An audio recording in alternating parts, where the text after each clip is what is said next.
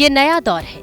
इस दौर में आपके जेब में बहुत सारा पैसा तो है, लेकिन किसी को दिखता नहीं है। यानी ऐसी लक्ष्मी जो अब डिजिटल करेंसी और ई रूपी के दौर में पहुंच चुकी है और अब नोटों की कड़कड़ाहट और सिक्कों की खनखनाहट कम होती जा रही है।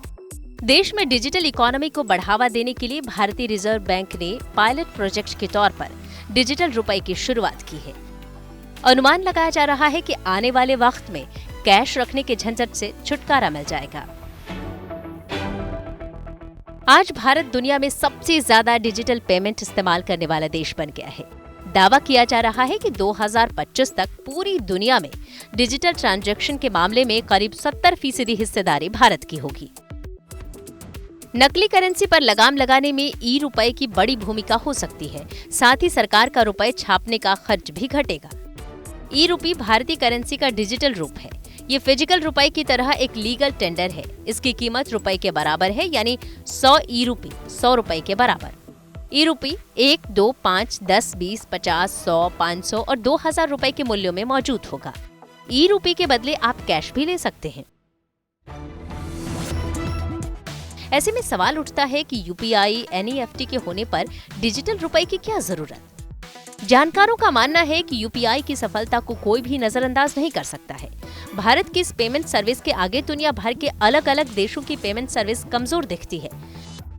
लेकिन इसके बावजूद जिस तरह से G20 के देश डिजिटल करेंसी पर काम कर रहे हैं, उनके मुकाबले भारत बहुत पीछे नहीं रह सकता था। रूस और यूक्रेन युद्ध की वजह से दुनिया भर के देश ये समझ चुके हैं कि वैश्विक स्तर पर व्यापार के लिए डॉलर पर निर्भर नहीं रहा जा सकता। खासकर अमेरिका ने जिस तरह से रूस के फॉरेक्स रिजर्व को सील किया, उसके बाद से कई देशों के मन में ये सवाल खड़ा हो गया कि अगर यही परिस्थितियां उनके साथ बनी तो फिर उनकी अर्थव्यवस्था का क्या होगा। दुनिया भर के देशों की इस चिंता को डिजिटल करेंसी कम कर सकता है। Society for world wide interbank financial telecommunication यानी स्विफ्ट दुनिया की प्रमुख बैंकिंग कम्युनिकेशन सर्विस है, जो भारत समेत 200 से ज्यादा देशों में करीब 11,000 बैंकों और वित्तीय संस्थानों को जोड़ती है। इस प्रणाली को वैश्विक वित्त व्यवस्था को सुचारू रूप से चलाने के लिए बेहद महत्वपूर्ण माना जाता है।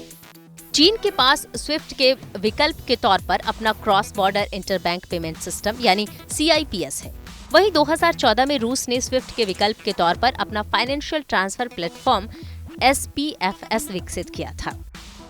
स्विफ्ट के विकल्प के तौर पर अब भारत भी अपना फाइनेंशियल ट्रांसफर प्लेटफॉर्म विकसित कर रहा है, क्योंकि दुनिया बदल रही है, बिजनेस करने का तरीका बदल रहा है। लिहाजा समय के साथ तालमेल बढ़ाने के लिए रुपए का डिजिटलाइजेशन भी जरूरी हो गया है। Bureau report, good news today.